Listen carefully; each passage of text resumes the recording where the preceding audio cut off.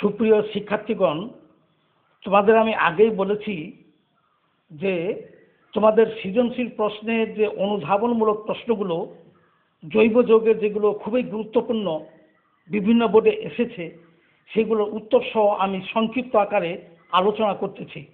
আজকে আলোচনা করব যেটা যশোর বোর্ডে 2019 সালে আসছিল এবং এটা সকল বোর্ডের জন্য গুরুত্বপূর্ণ। প্রশ্নটা হলো নাইট্রোমূলক মেটা নির্দেশক কেন? Why Nitro radical or nitro group is directing as a meta group. Why? নাইট্রোমূলক বেনজিনে প্রতিস্থাপনীয় নাইট্রোমূলক থাকলে উহাতে নাইট্রোজেন ও অক্সিজেনের সহিত দ্বিবন্ধন থাকাতে উহা সক্রিয়তা হ্রাসকারীমূলক, তাই নাইট্রোবেনজিন মেটা নির্দেশক।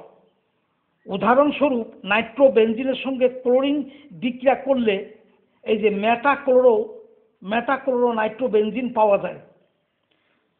অর্থাৎ আমি জিনিসটা বুঝাতে চাচ্ছি এভাবে যে একক প্রতিস্থাপনীয় বেনজিন চক্রে যদি নাইট্রোমূলক উপস্থিত থাকে তবে সেটাকে বলা হয় নাইট্রোবেনজিন। এই নাইট্রোবেনজিন একটি অসম্পৃক্ত গ্রুপ, এর জন্য ইহা সক্রিয়তা হ্রাসকারী গ্রুপ হিসাবে চিহ্নিত করা হয়েছে এবং আগমনকারী গ্রুপকে বেনজিনের মেটা পজিশনে হাইড্রোজেনকে অপসারণ করে ওই জায়গায় ক্লোরিন স্থাপন হবে। যেমন এখানে নাইট্রোবেনজিন, এই নাইট্রোবেনজিন হলো একক প্রতিস্থাপনীয় বেনজিন, এটা নাম হলো নাইট্রোবেনজিন।